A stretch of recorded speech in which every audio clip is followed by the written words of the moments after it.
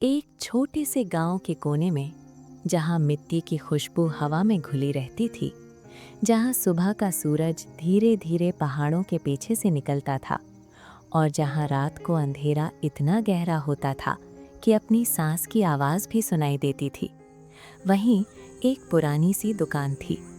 लकड़ी की दीवारें जिन्होंने वक्त के साथ रंग खोना शुरू कर दिया था, दरवाज़ा जो हर बार खुलने पर चीखता था, और एक पुरानी सी कुर्सी जहां रोज एक आदमी बैठता था। उसका नाम था करीम। करीम एक मोची, लेकिन सिर्फ एक मोची नहीं, एक ऐसा इंसान जिसके पास सब कुछ कम था लेकिन दिल सबसे ज्यादा था। सुबह होती तो करीम अपनी आंखें धीरे से खोलता, छत की तरफ देखता जैसे किसी से बात कर रहा हो, फिर उठता, अपनी दुकान साफ करता और अपनी कुर्सी पर बैठकर काम शुरू कर देता। दिन भर लोग आते रहते, करीम भाई ये जूता ठीक कर दो, करीम ये सैंडल सिल दो, करीम पैसे बाद में दे दूंगा। और करीम हर बार सिर्फ मुस्कुराता, कभी मना नहीं करता, कभी किसी को लौटाता नहीं। कभी कभी तो ऐसा होता कि पूरा दिन काम करने के बाद भी उसके हाथ में सिर्फ 2 या 3 सिक्के होते, और फिर भी वो उन सिक्कों को देखता, हल्की सी मुस्कान देता और कहता, चलो आज का दिन भी गुजर गया। लेकिन रात करीम के लिए सबसे मुश्किल होती थी। तन्हाई, खामोशी और सोच। कभी कभी वो अपनी दुकान के बाहर बैठकर आसमान देखता रहता और सोचता, जिंदगी ऐसी क्यों है? मैं इतनी मेहनत करता हूँ फिर भी सब कुछ मुश्किल क्यों है? लेकिन फिर वो खुद ही जवाब देता, शायद सब्र का वक्त है, और फिर चुप हो जाता। एक रात हवा कुछ ज़्यादा ही तेज़ चल रही थी, पत्ते ज़ोर ज़ोर से हिल रहे थे और आसमान पर बादल इतने घने थे कि चांद भी गायब हो गया था। करीम अपनी दुकान बंद करने लगा।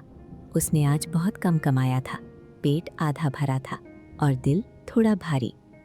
जैसे ही उसने दरवाज़ा बंद करना चाहा, उसने एक आवाज़ सुनी, बहुत हल्की, बहुत कमज़ोर, बचाओ। करीम का हाथ वहीं रुक गया। उसने पीछे मुड़कर देखा, कोई नहीं। फिर आवाज़ दोबारा आई, कोई है, मेरी मदद करो। अब करीम धीरे धीरे आगे बढ़ा। उसका दिल तेज धड़क रहा था। उसने अंधेरे में झांक कर देखा और फिर उसने देखा एक गिद्ध ज़मीन पर पड़ा हुआ। उसका पाँव बुरी तरह जख्मी था, उसकी सांस तेज चल रही थी और आंखों में दर्द था। करीम कुछ पल के लिए रुका।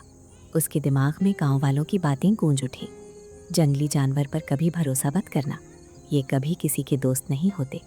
लेकिन फिर उसने गिद्ध की तरफ देखा और उसका दिल हार गया। वो धीरे से उसके पास गया और बोला, डर मत, मैं हूँ। उसने गिद्ध को उठाया, अपनी दुकान के अंदर लाया। उसने पानी दिया, फिर अपनी रोटी का हिस्सा उसके सामने रख दिया और उसके जख्म पर पट्टी बांध दी। उस रात करीम ने खुद भूखे रहकर उस गिद्ध को खिलाया, और जब वो सोया तो उसे अंदाज़ा भी नहीं था कि उसने अपनी ज़िंदगी का सबसे बड़ा फैसला कर लिया है। सुबह हुई, गिद्ध धीरे धीरे खड़ा हुआ। उसने करीम को देखा, एक अजीब सी नज़र से, जैसे कुछ कहना चाहता हो, लेकिन बिना कुछ बोले वो जंगल की तरफ चला गया। करीम ने सोचा, ये बस एक रात की कहानी थी।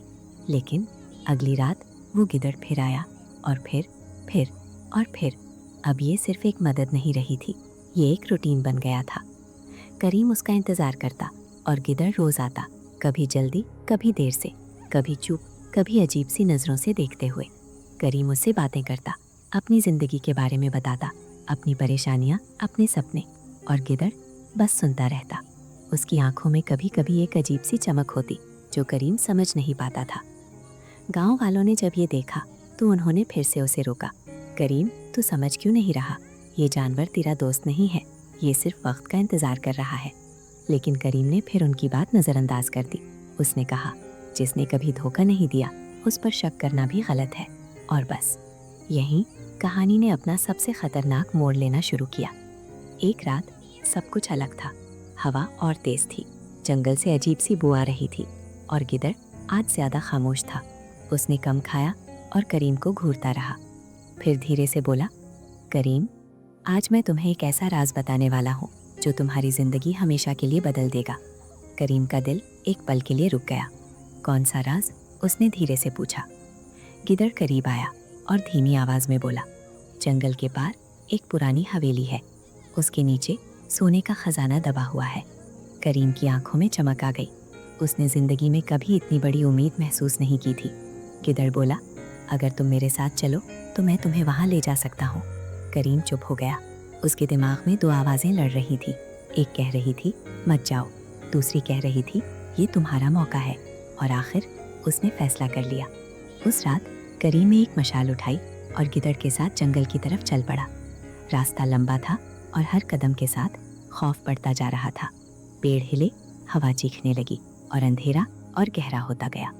अचानक करीम रुक गया। उसने महसूस किया कि कोई उन्हें देख रहा है। उसने धीरे से इधर उधर देखा और फिर उसने देखा अंधेरे में चमकती हुई आंखें। पहले 2, फिर 4, फिर 10, फिर बेहिसाब। उसका गला सूख गया। उसने धीरे से पूछा, ये सब क्या है? और फिर वो गिद्दड़ हंसा, ऐसी हंसी जो इंसान की रूह तक को हिला दे। बेवकूफ़ मोची, कोई खजाना नहीं है। मैं तुम्हें यहाँ लाया हूँ ताकि तुम हमारा खाना बन सको। उस पल करीम की सारी उम्मीदें टूट गईं, लेकिन उसकी हिम्मत नहीं टूटी। उसने मशाल को ज़ोर से उठाया, आग भड़की और उसने चीख कर कहा, जो भी आगे बढ़ा मैं उसे जला दूंगा। आग की रोशनी ने अंधेरा चीर दिया। गिद्दड़ एक पल के लिए पीछे हटे और बस वही पल करीम के लिए जिंदगी का मौका था। वो पलटा और भागना शुरू कर दिया।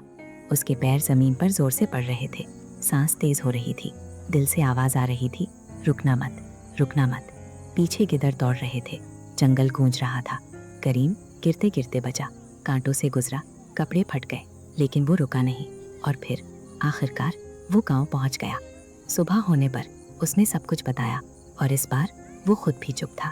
गांव के बुजुर्ग ने धीरे से कहा, करीम तू अच्छा है, लेकिन अब तू समझदार भी बन गया है। उस दिन के बाद करीम ने मदद करना नहीं छोड़ा, लेकिन उसने अंधा भरोसा करना ज़रूर छोड़ दिया और धीरे धीरे उसकी ज़िंदगी बदल गई। लोग उस पर भरोसा करने लगे, उसका काम बढ़ने लगा। लेकिन सबसे बड़ी बात, अब करीम सिर्फ दिल से नहीं, दिमाग से भी जीना सीख गया था। और शायद यही इस कहानी का असल मतलब है कि इस दुनिया में हर मुस्कुराता चेहरा सच्चा नहीं होता। इसलिए रहम करो, लेकिन होश के साथ।